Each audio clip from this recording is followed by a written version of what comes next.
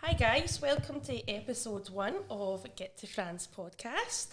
Today I'm with the lovely Lisa McKechnie and we're up in the G4 Podcast studio, which is absolutely amazing.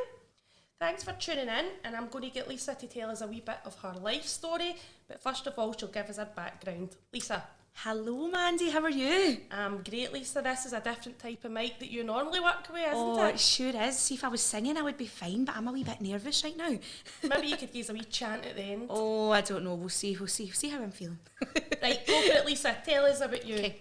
So my name is Lisa McKechnie. I'm 30 years old from Belsill. I've got a little boy called Jude who's 4 years old, and I have been teaching the boys and girls at Fever Pitch Academy for almost 10 years now. Amazing. I should have added that. That's how I know Lisa. Me and Lisa have known each other for 7 years. My wee girl's been going to Lisa's academy for 7 years now. Yes. And she'll fill us all in about that just when we get started. Do you want to tell us a wee bit about the academy just now, and then we'll go through? Absolutely. So we started, so as I said, 2012 that'll be. We started in, I remember hiring a hall, and I said to my mum that I was going to open up a theatre school, and she basically laughed and she went, Lisa, that's another one of your crazy ideas. She was like, that you can't just open up a theatre school. And I was like, why not? Why can I not just open up a class? So we used to hire, it was called Orbison Neighbourhood Centre in Belsill, and I think our very first class we had maybe five students at it, and now we've got, our own place, and we've got, I'd say, probably over 100 students anyway. And you're non-stop with all your kids. Oh, absolutely crazy, but a good crazy. And this is your third location, isn't it, for you? Yeah, well, second, our own place. But we used to, so we hired church halls at the start, and obviously it's like singing, dance and drama, the three elements of musical theatre. We hired halls, and then we ended up moving into our own place, and I think that would have been October 2014. We got our first studio, and then we've evolved since then. We've moved up in the world, and we've got our own place with more rooms and more space, and it's fantastic. So it's great. It's lovely. We've got a summer camp on this week, so my head's full of Matilda songs. Amazing. We've got a show tomorrow, so we're doing our first show in 2 years, like live for an audience. So I'm absolutely delighted and so looking forward to having an actual audience in, rather than just the virtual shows. That'll be amazing, Lisa. It'll be absolutely amazing. You've took the kids loads of places, haven't you? You've performed all over the place. Mm-hmm. So London, Disneyland Paris, which I'm sure, and it's so funny, Mandy, because I remember when Caris was doing that, wee Layla was literally in the buggy. And now she's at Fever Pitch. And how old is Layla now then? She's 9 now. That's crazy. She was about 3. Aye, definitely. In the buggy, and that would have been 2015 maybe? Aye, that's right. Is that right? Aye. 2015. Wow. So Disneyland, and then the most recent one, just before COVID, was the big one. We performed in New York City. And that is absolutely amazing. And you also got a scholarship for a kid to go to New York, didn't you? Yes, we did. We got, it was a local lady, Mary. I'm sure people all know Mary Angels. Oh, yeah. So she very kindly offered the scholarship, the amazing work that she does in the community anyway. But she offered the scholarship, and one of our senior students got to come along completely free of charge and all expenses paid. So it was just amazing. I think there was 10 students that went, and see, just to be like performing in Broadway. It was crazy. It was like a Broadway experience. So there was a company called Smile Productions, and it's a place in a theatre, in Broadway called the Town Hall, and they do this big show every year, and it's like from the UK, so many different schools. So we did that, and the kids did a medley from We'll Rock You. So it was like all the Queen stuff. I was so emotional when they were doing it in the whole theatre. See, because the songs are so catchy, like the whole theatre were loving it. So it was amazing. One of the best experiences. What an experience for the young people. Absolutely. Amazing. It is. They'll remember that forever. Absolutely. They will. So tell us about you, Lisa. Tell me, how did you get into this musical theatre? This wee girl with this big dream of the theatre school 10 years later. Yeah. So I started singing when I was 4. So I was always singing around the house, dancing about. I mean, singing better than I can dance, Mandy, if you've ever saw me dance. I won't say 2 left feet, but however, we get by. But always singing, and I had a neighbour at the time, so it was actually my aunt's neighbour. Her name was, we used to call her Auntie Betty. You know your Glasgow auntie, that's your auntie. And we called her Auntie Betty. And do you ever remember the shop up in Bellsall Main Street? And it was called Stepic. It was like an electrical store. Aye. I think they had like branches. I think they had a few. And there was this competition in the Bellsall Speaker where it all began. And that's not the first time you've been in the paper, is it? No. First and last. We'll touch on that later, Mandy. So she phoned my mum. I was going to say text, but let's face it, I'm getting on now, so I'm 30, so let's be honest, 26 years ago it wasn't a text that Auntie Betty sent.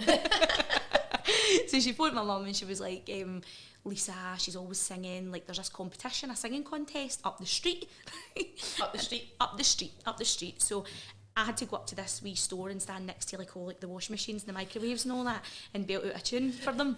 So I can't remember this obviously, but I was 4, so I was 4 years old, and the company contacted my mum and said we were really impressed. I think it was all recorded, said it was sent in to whoever it was running it, and they said we're really impressed, we would like to take her through to the next round. So I'm obviously literally not up nor down about it. Do you know what I mean? I've no clue what's going on. And my mum was, that's it, isn't it? You can take the last way to Bellsall. And my mum was up to the high do, as you can imagine. So she had my glad rags on. I think she remember telling me there was a shop called, was it Sunshine Kids?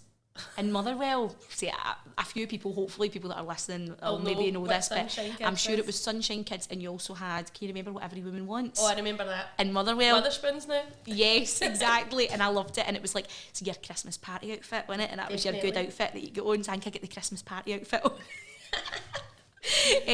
So it was in Glasgow, one of the hotels, I can't remember which one, and the winner was being chosen to represent Scotland down in London in Earl's Court. So it was actually like a kind of national contest that we never really knew the extent of it at the time.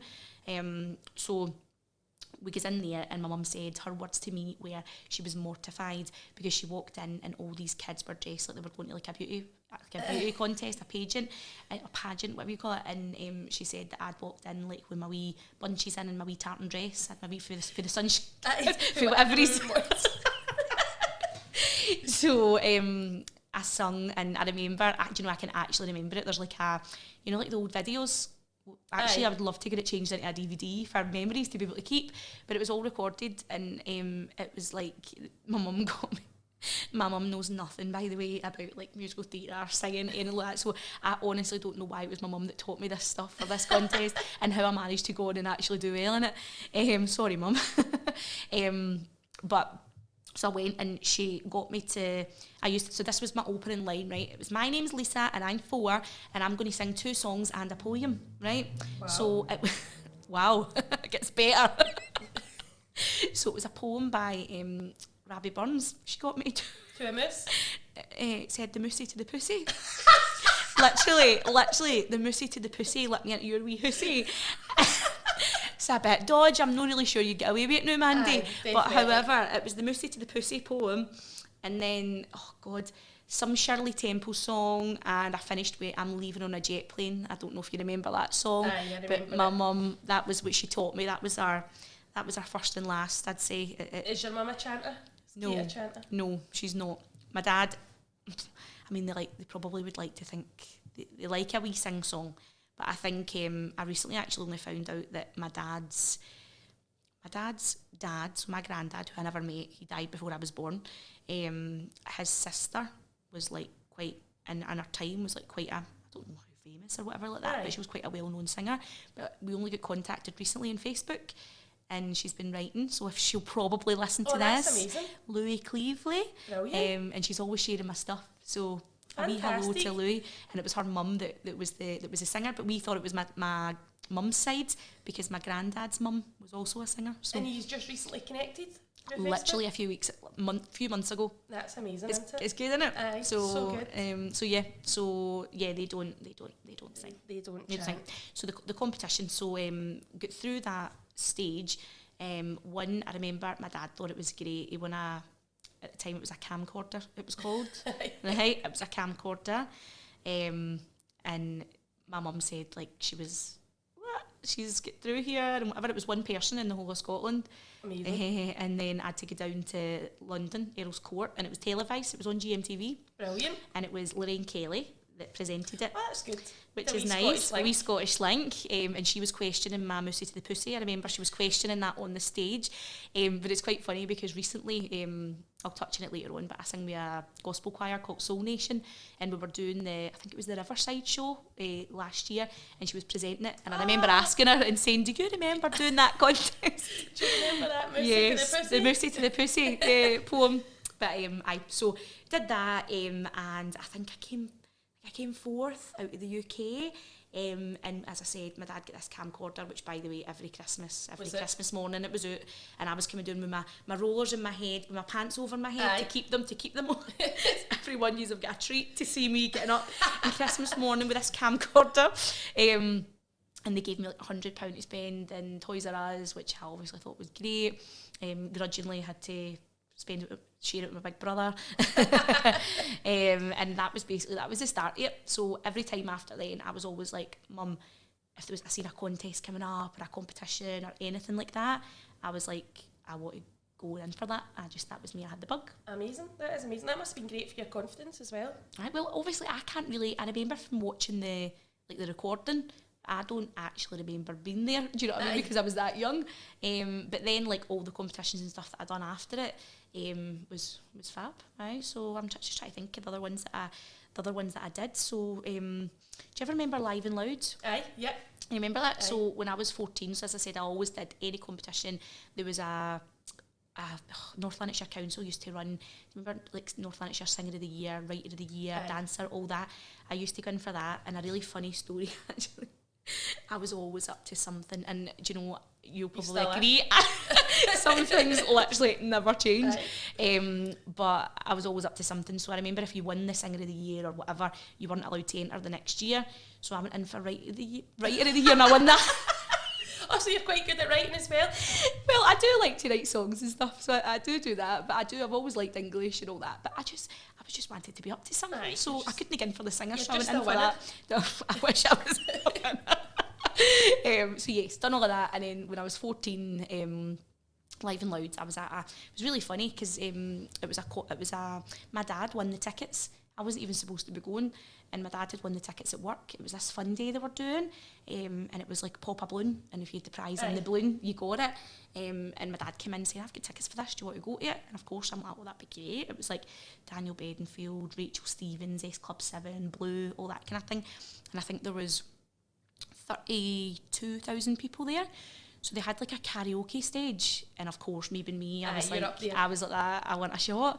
So I'd done it, and the prize was to sing in the main stage, which I got to do. Oh, that is amazing. How cool is that? That is so cool. I was 14, and I sung Hero by Mariah Carey, and we were there, it was just me and my cousin, and it was like at a time that, like, you never really had your own phone, and it was different do you know what I mean? Like, and I know it was only 16 years ago, but it was different then, you know. So I remember my cousin having to borrow a phone. It was just me and my cousin there, who was like 16 and I was 14.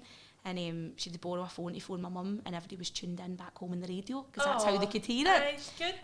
So it was amazing. And I remember coming off the stage, and this guy, like, it was like a radio presenter was standing. And of course at 14, I didn't really know the extent of what was happening, do you know what I mean? And come off the side of the stage, and Daniel Bedingfield grabbed me and cuddled me, genuinely, right? And I was like, hiya, and I didn't know what to say to him, right? And the first thing that came out of my mouth was, my dad loves you. It's always been like a standing joke. Gordon loves Daniel Bedingfield. Like, so it was obviously we kind of spoke to like the radio, like presenters and all that. And afterwards, it was in the paper that oh God, what was it? He had said to them that he was going to get me to warm up his next tour. So see, when he was in Glasgow, he wanted me to do it. But do you remember he had that really bad car accident? Yeah. And it was literally weeks after that. And I don't ever think he ever fully really got back. I get right back into it. But that was nice. Fellas in your outfit then for the Live and Loud, was that what everyone wants? It wasn't what everyone wants. It was probably a Prada mark. I remember it was like, oh God, it was white combat trousers. Cracking. White combat trousers and an emerald green vest. With my big chunky gold Lisa chain and my sovereigns. Aye, yeah. And my handbag earrings. Sounds cracking. Love it. So that was my good outfit for that. There's some photos somewhere. I'll be sure to send you them. I'll be sure to do it. Sounds good. So throughout school, were you in everything there? Always was in and out. My school didn't have a drama department. Oh, really? Which was quite upsetting for me because obviously it was something I wanted to do. So I didn't really have much background in like the kind of musical theatre side. It was always just singing. My mum did her best. My dad obviously didn't have a clue, but he sure he funded it. I'm sure he did. Which I'm sure you get, Mandy. I'm always looking for people to fund my wains that come to Fever Pitch. Definitely. So I went to a couple of places, but dance, as I said earlier, was never my strong point. And at that time, musical theatre's obviously really big now, but probably even then, it wasn't just as big as what it is now. So I always was never strong at dance, and I was always like, I'm not doing it. I didn't even try. I'm quite bad for if I'm no good at something. See, if I'm no naturally good at something, I don't like it. I can relate to that, actually. I've got one like that, actually. Aye, and it's like, I don't like it, and it's like, looking back now, I really, really wish you just went for it. Put in the extra effort and really worked in the fundamentals of dance and learned, do you know what I mean, how to do it. I wouldn't say, I know I joked earlier that I've got 2 left feet. I can pick it up, but I need to try harder. The singing and the drama comes naturally to me, the dance doesn't. So, and I always try and say that to my students now.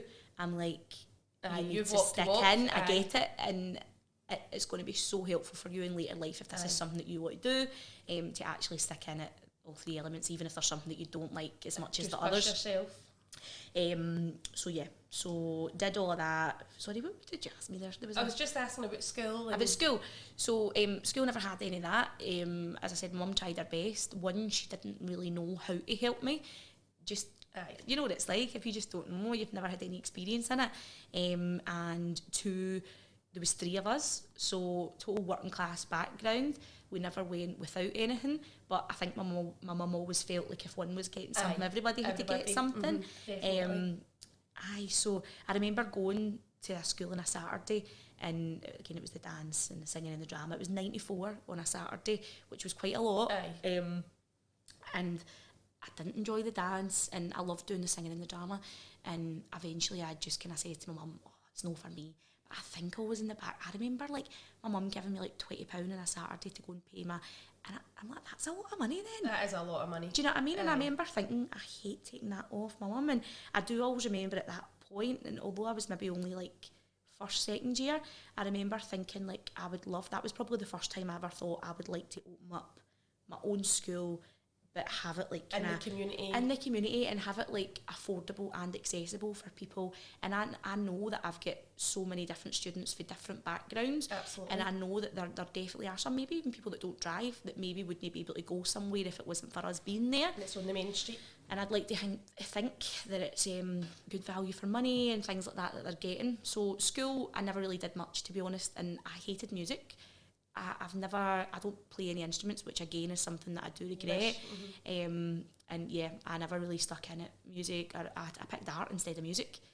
I did higher art. That's dead surprising, isn't it? Yeah, picked art instead of music. So I think there was a couple of things at school. There was a couple of talent shows, maybe.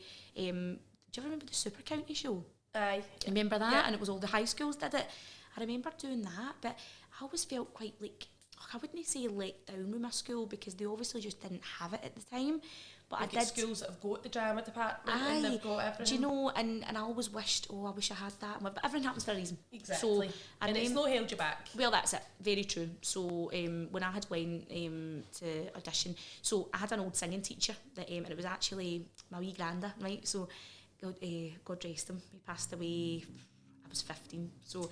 I approached my mum one night and he said, I want you to send up your singing lessons. I want you to find the best in the country and I don't care what it costs. I want to pay for them. So they used to drive me up, I'm sure it was Edinburgh, once a month. And again, it was expensive, do you know what I mean? And like my wee granda obviously funded it and sent me. And I always remember him saying to me, the only thing I ask is that when I'm not here, that you drop flowers at my grave in your limo. Oh. That was always his wee request, and I'm sorry, Granda. I mean, I've not got a limo, but I'll take the flowers. But I'll take the flowers, son. But So my old singing teacher, Sarah Jane, this was like a lady a wee bit more closer to home that I'd went to, that's actually been a really positive influence throughout my whole life. Went to her. She was the kind of, she's when I did the North Lanarkshire voices and all that. She ran all of that, and that's how we get in there. And she did lessons for me, and it was funny because she'd stopped doing it because she got a new job. So I had been out of touch with her for a few years, and I was at school, and I remember the teacher saying to us, right, we're going to have a class working in our UCAS applications. And I remember sitting thinking, I don't want to go to uni. And I was like, I don't really know what I want to do, but I know that I don't want to go to uni. So again, no having the drama, no having, I didn't have the option to think that's in school, that's what I liked, or that was even an option to pursue a career in that. So my mum had taken me to this open day in Coatbridge College, and I walked in, I saw Sarah Jane, and I forgot that that's where she had went to be the curriculum leader in the musical theatre course. So I walked in and she's like, yes, signed up, here we go. She was waiting for you to She was waiting for me, so she signed me up, and I was like, I want to just do NQ acting and performance. And I remember her scoring it out in the sheet and going, you're doing HND musical theatre. And I went, I don't like all that opera stuff. I was a wee bit of an head with my sovereigns and that. I don't like all that opera, classical singing. And she's like, that move, you're doing it. And I was like, right, okay. So I remember going into school and there was an audition first, and you had to turn up and sing a song. And do you know what I sung for a musical theatre entry course? The Rose, Bette Midler. I didn't know any songs for musicals. Like, I was all pop. I was always belting out Christina Aguilera, Genie in a Bottle, Leanne Rimes, Can't Fight the Moonlight. That was my go-to songs. And surprisingly, I get into the course, which I don't know how I managed that. Sometimes it's who you know. With no musical song? No musical song. Don't even think I'd done a monologue. And get into the course, and I remember being so excited, being like, oh, this is good. I'm going to go and do stuff I love. Like, and I went into school, and I remember telling my English teacher at the time what I was doing, and she looked at me as if you're going to do musical theatre. And I remember feeling dead deflated. And I remember at that minute thinking, I'll show you. Genuinely, I'll show you. Because it was as if like everybody was doing going to uni and to be teachers and to be girls. I was at school. There was a set of twins. They've done amazing. One of the twins is a doctor, one's a dentist. Like amazing, incredible jobs to be in, careers to pursue. And I was like, well, I'll show you. So I went and did the musical theatre, and then did my third year at uni degree course. Qualified with BA musical theatre in 2011. 2011 I did that. So 2012 Fever Pitch opened. So, and that's been your life? Oh, and you know me, I dive in, Mandy, right? And sometimes it pays off, sometimes it doesn't, right? And I think that's all my mum and dad worried about at the start, because I am very impulsive, and it's like they'll say to me, if Lisa wants to do something, Lisa will do it. And you know what? I don't always think that's a bad thing. No, definitely. And I've failed so many times with so many different things, but I've always tried again.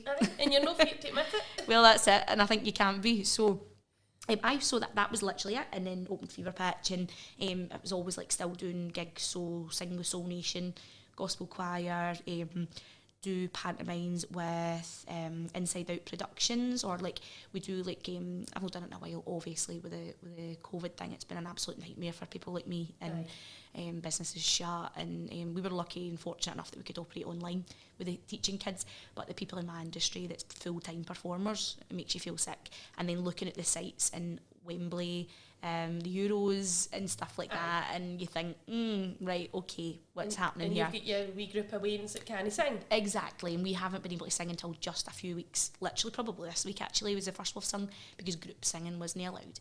And then you look at things like, and it's making me quite angry actually, at Phil and Holly, and I love Phil and Holly on Good Morning.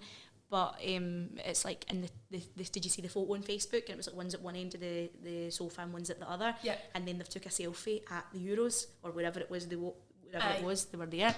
And you just think, right, okay, what is going on here now? This is too much. And you've managed to survive the pandemic. Your school's still going strong. Thank goodness. And I just can't wait to get back to singing. And performing myself as well, and doing all that kind of stuff. And I'm really, really fortunate that I've been able to like create like my life around being able to teach and perform still. And I'm quite a homebird, and I've always wanted to be here, and like with my family and all that kind of thing. And I'm really, really fortunate that, and I've been really lucky with opportunities and all that that's come my way. So yeah, so happy to have survived this pandemic. Amazing. And you've got a lovely wee boy. He comes to Fever Pitch too. I do. Wee Jude, he's 4. Amazing. 4 years old. Tell us a bit about the day when he was clinging to your leg and kissing your face. Oh my goodness. So I was trying to teach a song from Matilda for a wee show tomorrow, and it was literally, you know that way like when you're speaking and your kid is grabbing your cheeks and face, and so I had him like hanging in one hip, and I was like, Jude, he was so good yesterday, and then today he's been mental. And it's like when you've got 30 kids, it's hard going. It's hard. See, this single parenting, Mandy, it's no easy, I tell you that. It's no easy, it's definitely no. And you've got loads of help though with the wee man as well. I do. Mum and yeah, my mum, my dad and my sister are amazing. My sister's got him just now. My mum and dad are at the caravan, and relaxing, getting some peace. They said it's the only time they get peace for me. And you're up here for a bit of peace. That's it. I'm up here for a wee chat. But I'm always roping them into something. I'm always asking for their help with a chore. They're always all involved. They don't even need to be asked now. It's even like Gordon. I think even Gordon would be offended if I never asked. You didn't give him instructions. That's it, you know. Listen, it keeps them busy. My dad's retired now, so it's nice to keep him busy. Definitely. You know. So wee Jude's 4. How long have you been a single parent for? From the week after Jude was born. Oh. Yes. Oh dear. Bit of a story there, Mandy. There is a bit of a story there, and are we going to discuss that today? Yep, I'm happy to touch on that, definitely. Because you were in a relationship for a long time. Yes. So starting up your theatre school. Yep. So I was actually, so I'm divorced now. I was married for maybe I was with him for 10 years. So school, we met at school, and we were together for almost 10 years. Get married just a year before we split. It's a tough one, and I'm the kind of person that I wear my heart in my sleeve, and I'm an open book. And anybody that knows me knows that I'm happy to speak. I'm happy to chat about it. But yeah, so we were together all that time, and then when I was pregnant, so we get married 2016, bought a house after all those years of renting, and you know what it's like, self-employed and try to get in the property ladder, and it was a bit of a tough gig to try and buy a house and everything, so done that, delighted, as I say, just get married, and then I was pregnant with wee Jude, and that was something that I had wished and prayed and hoped for, and I never actually had the easiest of time to conceive wee Jude. So what I found out when I was trying, after I get married, I found out that one of my ovaries is slightly polycystic. So, and I was like, yes, I've got an excuse for my weight. I've got an excuse how I need to shave my tash. Too much info. Yeah, told you I'm an open book, Mandy. Yeah, what you see is what you get. That's it. But no, seriously. So, and I remember in it, and I think I'm quite, as I said, I'm all or nothing. So see, when I decide that this is what I'm doing, and if that doesn't happen, and I think it's so funny how you spend most of your adult life trying not to get pregnant, and then the minute you decide, if you think but the minute you think that that's no an option or that that's not going to happen, it panics you. And I do catastrophise many things, and I suddenly thought, I'm never having kids, and I was gutted. And it was only probably, for me, it was a short time. I know how long some people really struggle, and I don't, honestly, hats off to people. It must be very, very difficult thing to try and come to terms with, and I know that there's so many options now, which is amazing for people want to conceive. So yeah, it was probably just under a year for me, and for me that was the end of the world, because it wasn't happening quick enough and whatever. But as I said, really lucky, fortunate. So when I found out that when I saw that two lines pop up, I honestly think I had done... Best day of your life. Best day of my life, I honestly think I had done about 600 pregnancy tests when I was hoping to have wee Jude. So he was much wanted, much anticipated and prayed for. I'm not a spiritual person, but he was. I do really believe that wee guy was sent to me, sent to save my life, and by God has he saved my life. Amazing. So had him when I was pregnant. I found pregnancy hard, and I was like, I need to stop moaning. I was moaning, thinking that I was even going to be able to have this baby, and now I'm moaning that I'm feeling sick, so I was like, I had a word with myself, and I was like, right, you're really fortunate and you're really lucky. So I remember I lost my appetite when I was pregnant. So I lost my appetite I'm trying to think, from the August until the January. I actually lost weight when I was pregnant. And I remember saying, when I found out, I am eating everything in sight, and I'm not caring because I've got an excuse. I'm eating for the 2 years. Because I've just always been somebody that struggled with my weight, and I remember going, I don't need to worry about this. I don't need to... 9 full months. And then I was off it. Couldn't eat. I was living on... you know how those wee Calypso orange juice drinks, cartons? Them, ready salted crisps and plain meat chicken sandwiches. And still living such a manic, busy life. Oh, aye, mental, absolutely mental.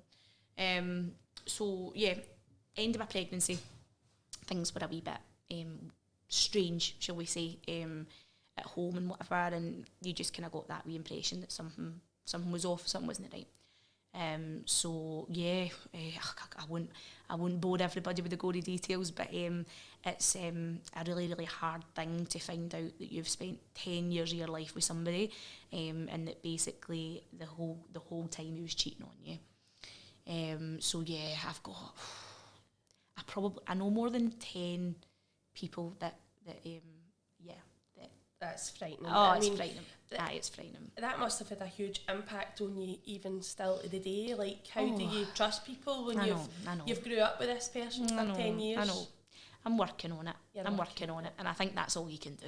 I'll never stop working on it, But so things were really hard. So so I left, got out of hospital, and I think anybody that's a mum will know that when you look at your wee one, something changes, and it's like that's the most important thing in the world to you, and I just kind of get this wee strength for somewhere, and I just went, right, I'm going. And this wee guy. I'm here for this wee guy, and he needs me to be all right. And as I said, when I went in to have Jude, I was in labour for 28 hours. I don't do things by halves. I'm a very dramatic person.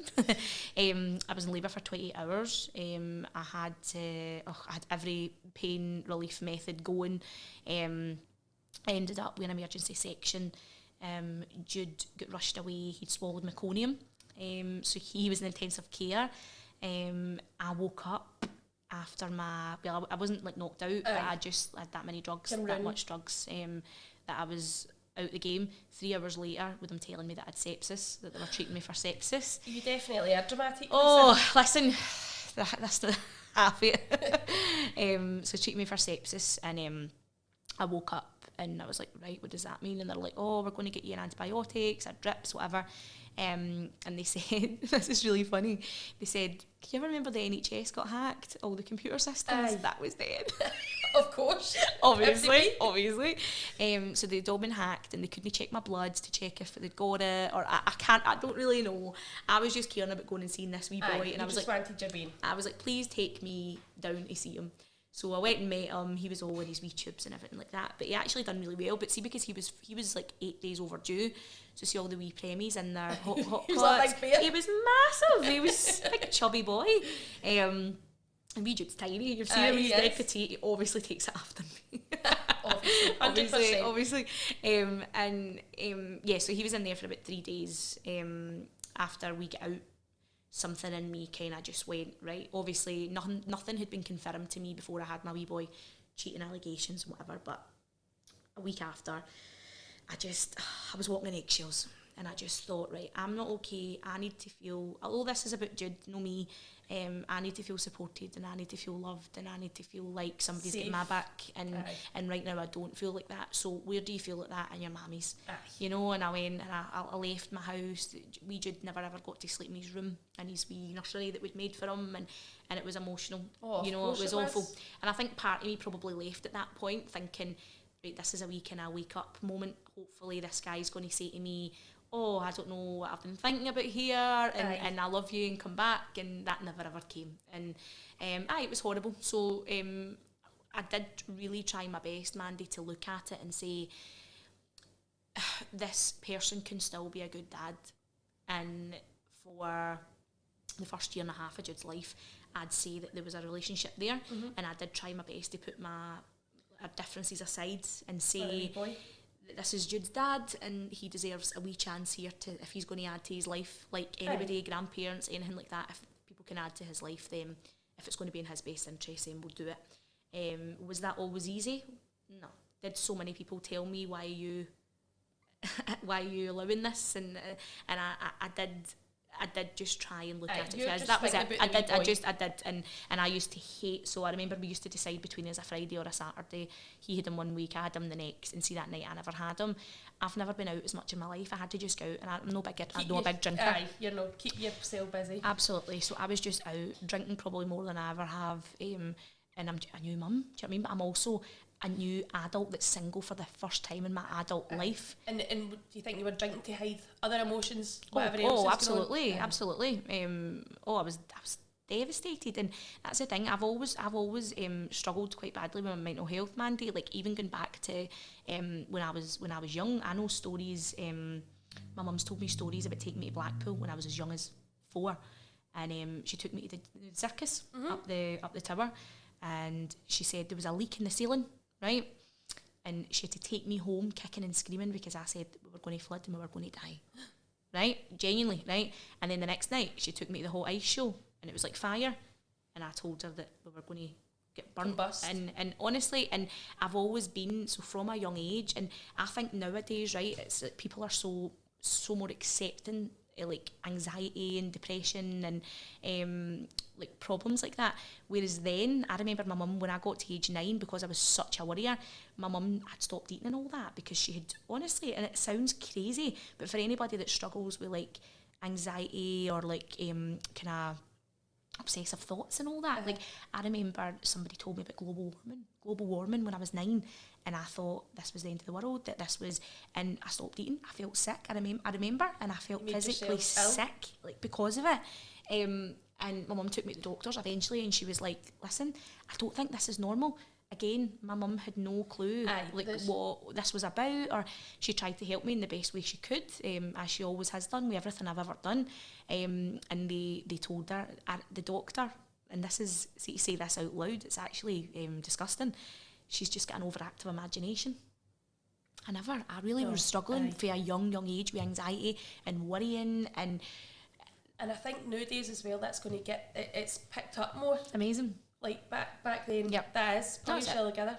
Absolutely. And I think this day and age, and although social media can be a very nice platform for some things, I think for areas like that, it's definitely positive for people to see that it's not just them, and that there's so many people there that feel like that.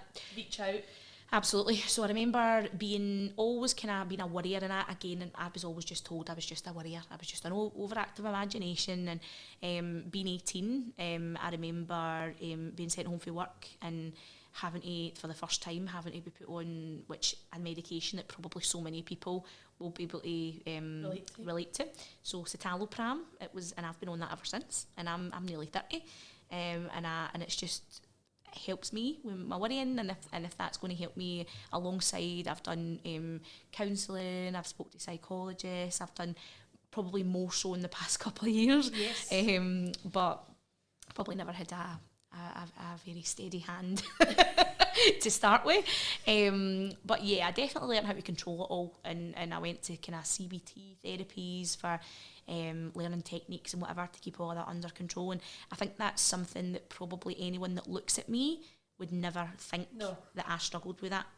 and I'm more than happy to tell people about that, because I do tend to say that if somebody like me, that like I know that I try my best, and I go to work and I've got my own business and I'm holding my own house down, and if somebody can struggle that looks to be like kind of succeeding in life and looks, then that's all right. Do you know what I mean? Like, it doesn't matter what background you come from, or it really, really doesn't matter. It's nothing. It's no an external source that's causing it. It's just... And you wear your heart on your sleeve, you're absolutely open, you tell everybody. Absolutely. Like, so relatable. Well, that's it. So, and I do, and I just think there's absolutely nothing wrong with it. It's like, and I do tend to try and say to myself, I got a metaphor to me before, saying somebody that's diabetic, their body doesn't produce enough insulin, and they need to obviously give themselves insulin. Your serotonin levels in your brain, if you need a wee bit of that to help you, then I'm all for it. So if it's going to make me feel happier, a happy mum's a happy baby, I think, and I want to be the best version of me for Regent. You know? I mean, you've hit rock bottom. You're surviving. I think you've hit rock bottom more than once. No, I know. So yeah. And what about wee Jude? So how does he have contact with his dad? Have you got support? So Jude's. I know you know this. I don't know about anybody listening, but Jude's dad's in prison. So that's a pretty recent thing, and probably due to respect for my wee boy, his family, things like that, I won't gouge in there too much, but he is in prison for quite serious offences, and that has been a very, very hard pill to swallow. Must have an emotional impact on you. Absolutely. Even though you know that you're running together, it's just... Jude is absolutely fine. Jude is thriving. Jude has no clue. He's 4. And that's the beauty. Jude doesn't. Absolutely. So he is, as I said, he's 4. He doesn't know. He knows a house, a happy family. That's me, him and Minnie. Minnie the dog. Another wee pest. And that's it. And he's thriving everywhere. He's doing well at nursery. He does his swimming lessons. He does his theatre school. He does, what else? We do taekwondo. He's got a better social life than me, honestly. But yeah, so that's obviously his dad going to prison is something that I do worry about in the future for him, and the impacts that would have in him with society, with people, potentially like, I want to be the one to tell him. Does that make sense? Yeah. I want to tell him. Mum. I'm his wee safe place, and no matter what he needs to know in life, he comes to me and I'll tell him the truth, albeit that be a child-friendly version until he can find out. So yeah, so that's been difficult. It must have been tough for you as well, though, Lisa. Like, you must have so much going on in your head around the full subject yet. I have good days and bad days still, and I think the amount of people, so Lanarkshire, Bellsill specifically, is a small place, and I'm aware, I know the stories, and it's not always in a bad way. It's like, it's like, do you hear that? And gossip, and for a while, and we're all guilty of it. And I think for so long, I moved up to Wishaw, not long after we split, because I needed to have my own wee space. And was that just to get you away? To get me away and to be somewhere that nobody knew me, and nobody attached a story to me and a stigma to me. Just to be me and to try and figure this out. And I think the hardest thing for me was becoming a single mum. I think the hardest thing sometimes is the vision of how it's supposed to look. You know? And that isn't even how you imagined it to look. That was not in my wildest... I mean, to me, and I say this in inverted commas, I did it... how they say the right way, and I get married, and I like to have, and there's no right way, but how society perceives to be normal or the right thing to do is to get married, have your kids, and I feel like I tried my best to do that. You've done the textbook. I've done the textbook, that's probably a better word to describe it. And I could not believe that happened to me. I couldn't get my head around it. I couldn't accept that happened to me, that I was a single mum, that I was raising a baby myself, and I found really, really, that was probably the first thing mentally that I struggled with. I also loved this person, really loved that person, and I'm not ashamed to admit that. I've done a long time, for probably, at the time I'm 26, so probably almost half of my life, you know.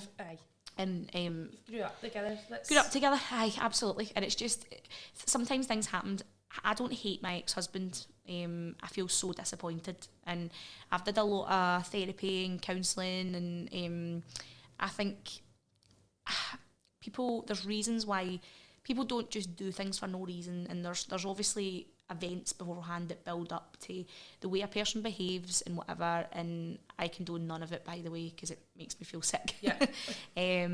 But you do have to try and look at it and dissect it a bit and take it apart and try and look at that and say that was never anything to do with me. Oh, absolutely. You know? Absolutely. And I think you can drive yourself insane and think the whole time I'm married to Yourself, somebody, aye. how did I not see this, and how didn't I pick that up? I could have potentially like got right in there and tried to fix it or put a halt to things or stop it, but realistically it wasn't me, and there was nothing I could do. And when you're in a bubble, when you're in a certain bubble, it's really difficult to see outside that bubble. And I know you've said this to me as well, that for the outside we looked like the perfect couple.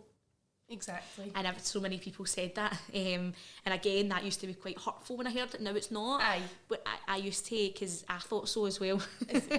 Do you know what I mean? I remember we split up, and I remember like going through my phone to see who I could text. I didn't even know any boys' numbers. Dad's for the feet. Honestly, God, that pig's been texting everybody. But yeah, so did a lot of therapy, did a lot of counselling, and I'm not saying that by any means that I'm there yet, because I'm not, No. and I still have bad days, and I know that sometimes social media can make it look as if we're always happy to share the positive, and that's why I'm happy to speak today and say it's not always rainbows, easy, you know, it's not always easy. And obviously take aside the past couple of years and the events that have happened, just bringing up a kid on your own is hard in itself. Just coming through a really traumatic labour and birth and almost dying, both of you almost dying, is hard in itself. Aye. Do you know what I mean? That would scare people. Scare you. So I think there's been a lot that's happened. Finding out that your husband has been having countless affairs is obviously an absolute kick to the teeth. To start, do you know what I mean? There's just there has been a lot, and then again, something that I'm happy to open up about. So in addition to all that kind of thing, when I look back at my relationship, and I'm naive, and I'm a 16-year-old girl that's got with somebody, and I never imagined in my wildest dreams that I'd end up being married to them and being with them for almost a decade, you know. But so there's obviously behaviours there that I now look back and go, why did I put up with that? Why did I take that? And how could I not see that? So I, as well as doing my counselling and everything like that, which has been really, really helpful. My counsellor Jane is amazing, and I also I was naive, and I'm young, and I've never been in a relationship, by the way. I had never had a boyfriend. I was always First serious boyfriend? And I was always quite shy. I'm not shy, but with boys I still am, actually. That's why I'm still single 4 years later. You took the words out of my mouth. Jeez, right. Anyway, moving on. Is that a wee plug there? Is that a wee plug? Any single dads? Cut that. Send a profile. Sorry, right, back on track, Lisa. So, yeah, looking back, there was a lot of behaviours and stuff, and I remember being advised. I attended Women's Aid, Motherwell Women's Aid. It's probably near where we are right now. And I had to undertake a course on coercive control. Mm-hmm. And you know that just a few weeks before I went over to do that, I used to go once a week, and I used to go over and we'd speak about everything. Obviously, domestic abuse, people think is getting battered. Aye. Right? And it's no always. So physical. No, they opened my eyes, and they like kind of informed me how that can occur and how that can happen, and I had absolutely no idea that was happening to me. To me, and I never thought for a minute that could happen to me. And it took me a long time to get my head around it and be able to say that did happen to me, because again, I used to think, oh, he never hit me. That ever happened. This is normal. This is just normal. So you've obviously got you've got your physical, you've got the mental side of it, which definitely happened to me. You've got sexual abuse and financial. So that's like the four kind of points that they talk about. So usually a lot more than one is occurring in it, whether you notice it or whether you don't. Financially for me, it was a case of I was left to deal with all the finances, and I had all that added pressure and stress as well. There was a bit of debt racked up that I never knew about, that I was hate for to try and sort, even when I split for him. So you've got that. You've obviously got sexual abuse.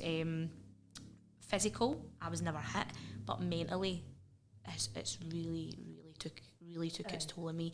I think this person looked at me when we met. It's been somebody that was struggling with my kind of confidence and my anxiety and worrying, and I do really believe that was a road in.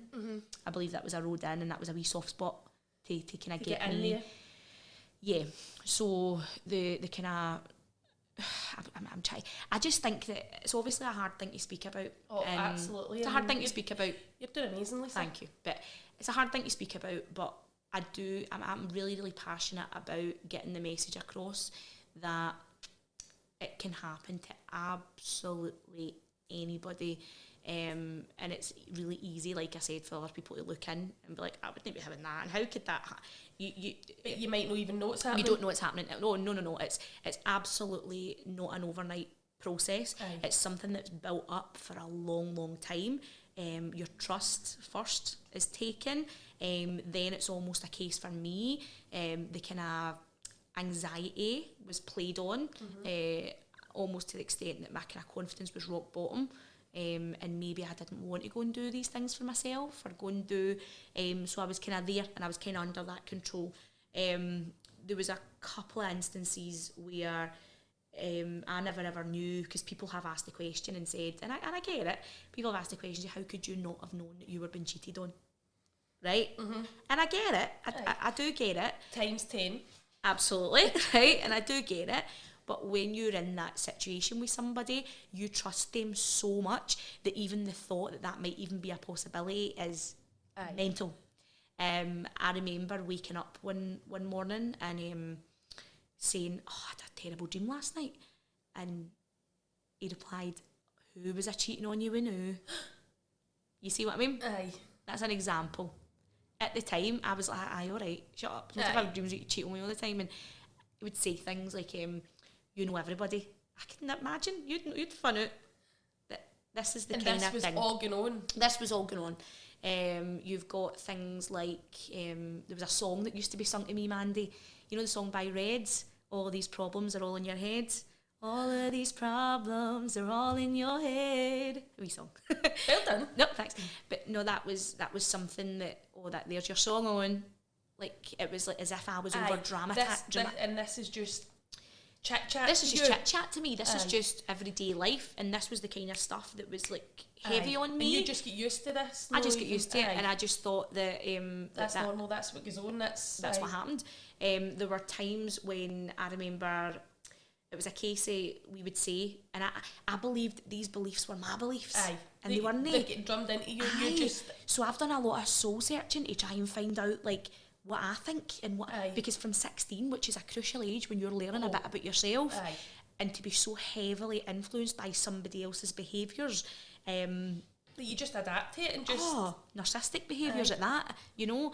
And I know that's a strong word, but by God, it's a truthful one in this case. And it was things like, I would always say to people, I've got trust, I'm in a relationship, I'm never going to see if I don't trust somebody. This person would say to me, here, take my phone if you want, but see if you feel like you need to read my phone, there's nothing left here, we'll be together. Aye. And I was like, why would I ever want to read your phone? But see, thinking back, I remember so many nights lying in bed when that person was sleeping and thinking, I could grab his phone and run into the toilet and lock the door. And I want to read that. I want to read that. But I put it to the back of my mind, always put it to the back of my mind. Because saying to yourself, I'm not that person. I'm not like that. See if this person ever cheated on me, I would find out, and that'd be the end of it. And that'd be the end of it.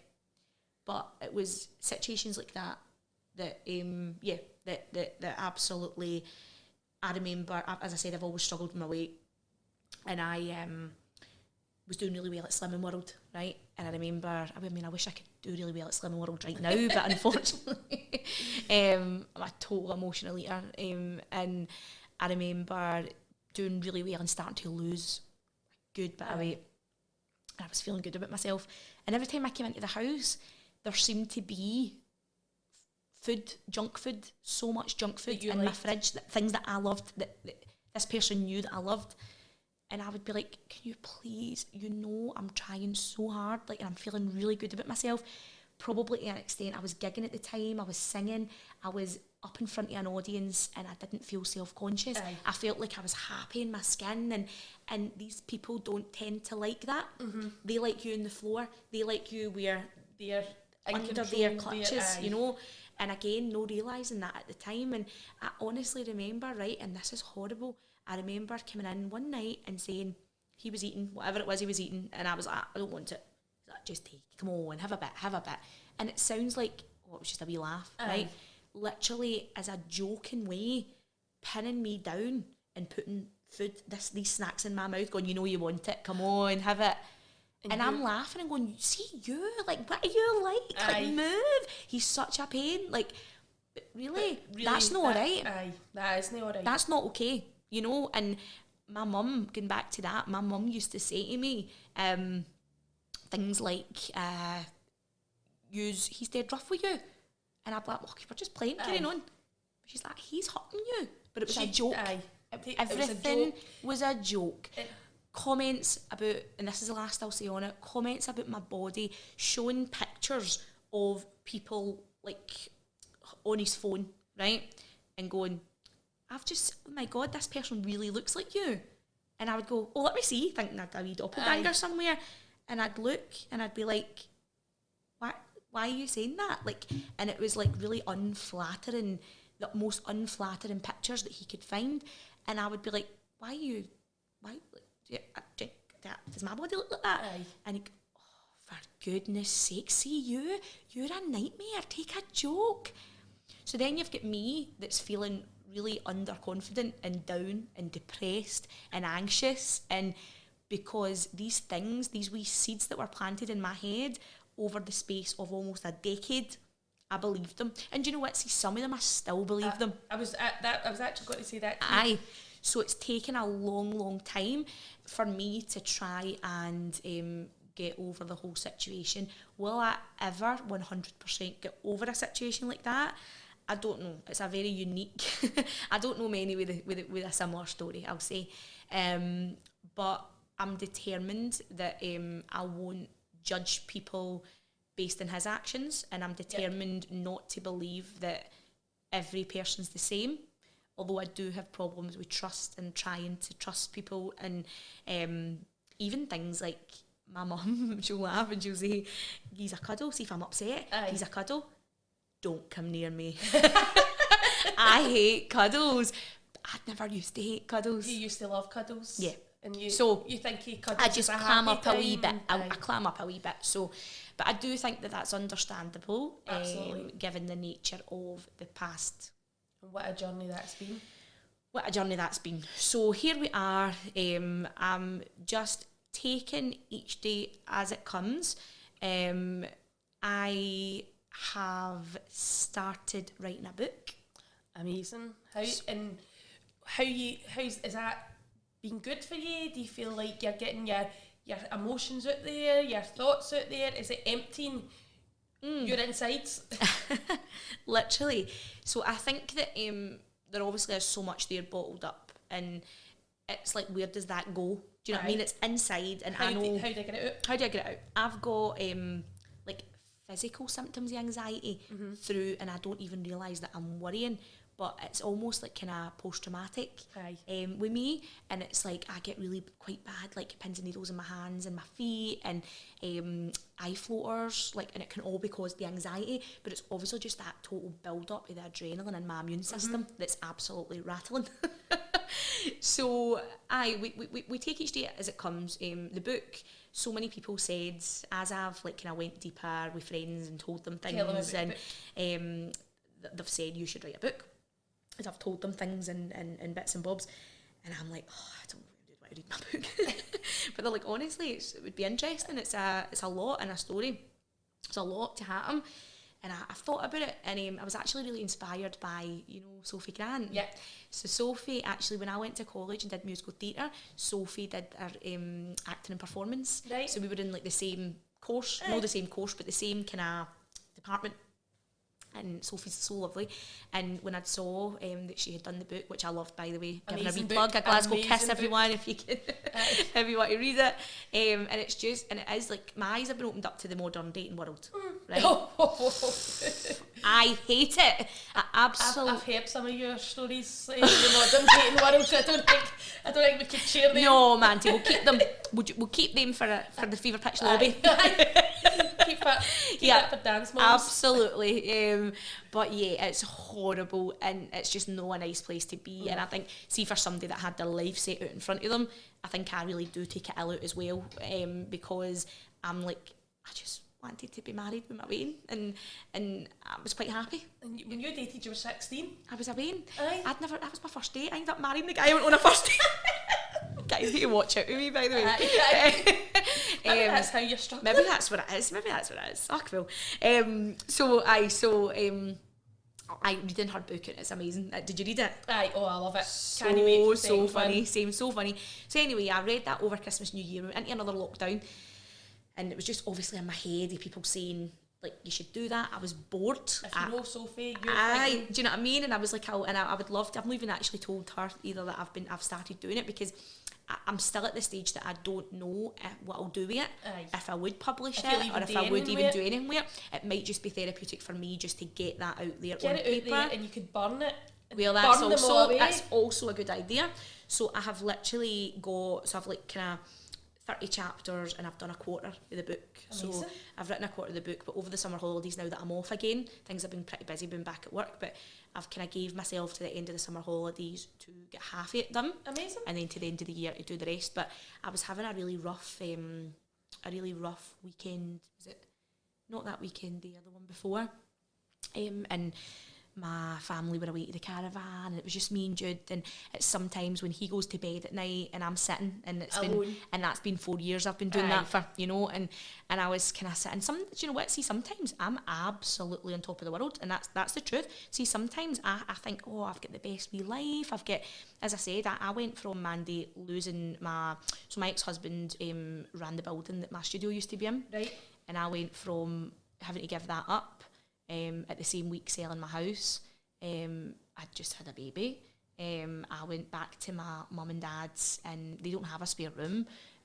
So I was in, this is the honest truth, I was in a double bed with my sister, and I had a cot at the side of the bed, and we had 2 suitcases. And for the first 10 weeks of Jude's life, that's how we done, and that was rock bottom.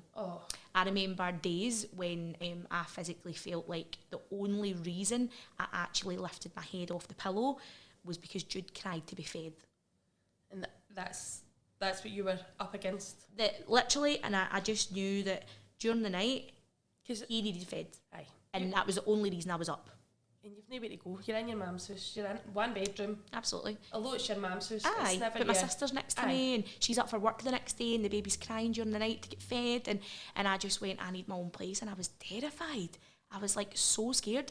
I used to see when I was like with my ex, like I used to be like, see if he was ever working away, or I would be like, I need somebody to stay with me. Like I feel like the past 4 years, and I really honestly believe that everything happens for a reason. I was very naive to a lot of things. Opened my eyes up. It's opened my eyes up a lot. Yes. It's changed me as a person. I'm so much stronger. I can adapt to situations that I maybe wouldn't have been able to do before. I realised I wasn't. Would rely on somebody else. I totally relied on that person, but that person absolutely loved me relying on them. And I think that person got an absolute shock when I left them, without having the confirmation there that there was anybody else. Left them, couldn't believe it. And I think I've just learnt so much, and got my own house. So one of the big things that really upset me was when I had bought my house, I had to sell it. And I was like, I don't want to go and rent again. I have spent about 4 years trying to sort credit ratings and Do you know what I mean? So Worked so hard to get that house. It was my dream house. It was beautiful. It was all done the way I wanted it. It was walk-in condition. As I said, doing that wee baby's nursery up and him never getting to sleep in that bed. Wee nursery that you've dreamt of. Do you know what I mean? That he never got to sleep in, and it broke my heart. So 10 weeks I was back at my mum and dad's, and I got a wee rental house, and I moved in. And I remember the first night, he was crying during the night to get fed, and I got up and fed him, and I had this wee rocking chair in his room, and I was sitting there feeding him, and and I'm sitting going, how can I do this? Every night, just me, on mine, on my own, with this wee boy. And slowly but surely, and there was hard nights, there was hard days, there's still hard nights and hard days, right? But I kind of look and go, like, he's 4, he's thriving. It's a wee bit easier for me now because he's no this wee tiny baby. Look what the 2 years I've came through. Look what we've done. And in October, just there, I've been grafting for a few years, and I bought my own house. Brilliant. So bought my own house. My forever house. And do you know what? It needed so much done to it, and I am skint trying to do it up, right? Like every penny I make goes into that house. Like, and it needed so much done to it. And see, the more I do to it, I quite like it that way. More. Aye, because I'm like that. This is mine. Absolutely nobody in this whole wide world can take this off me. Nobody can come in and make me have to sell this or make me. Everything I've done to it is mine. Everything that I've bought myself. Oh, the love that's filled in it is just yours and Jude's. 1,000,000%, and he loves it. And you know, we were at the caravan, and he says, "Mummy, when are we going home? I miss our house." And he just sanctuary. Honestly, Mandy, he loves it, and he is the happiest wee guy.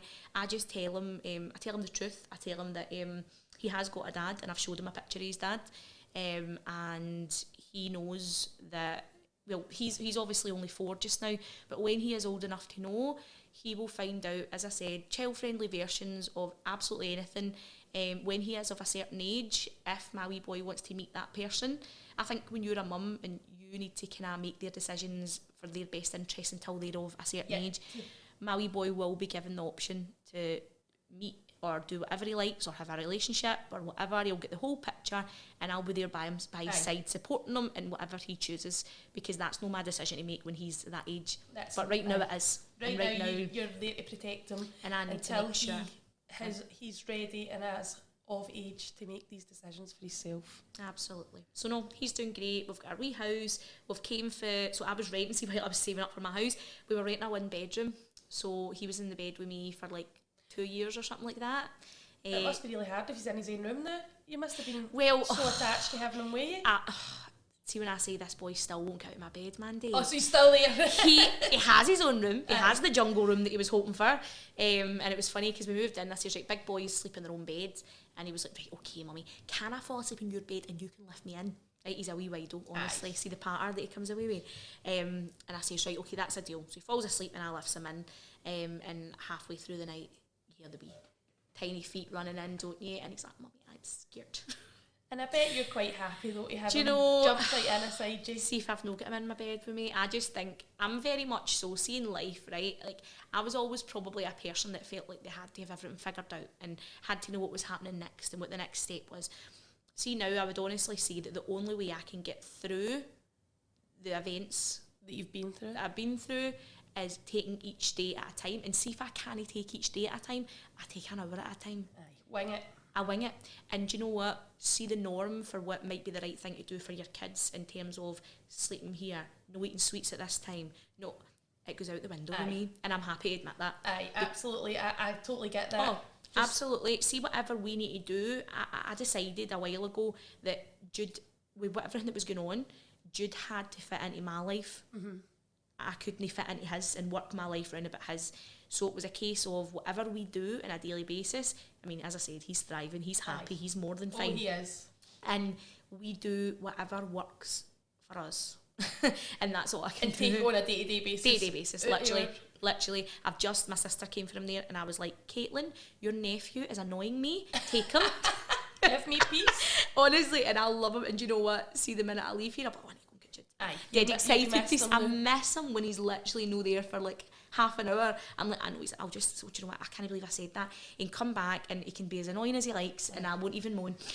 Amazing. Because I just miss him that much. But he's my wee sidekick and he has been absolutely sent from heavens above to save my life, and he did that. Absolutely, and he will continue to do so, Lisa. Yep. Well, wow. That was so amazing. You've been on quite a journey. You've shared so much today. Yeah. I really appreciate you coming on, Lisa. And you're going to get into this book. Hopefully we can either you can get it published, we'll come on and speak about that, or I'll help you burn it, whatever you're into. Oh, amazing. Thank you so much for having me on. I was quite nervous coming on, of course. I knew what questions I was getting, Mandy.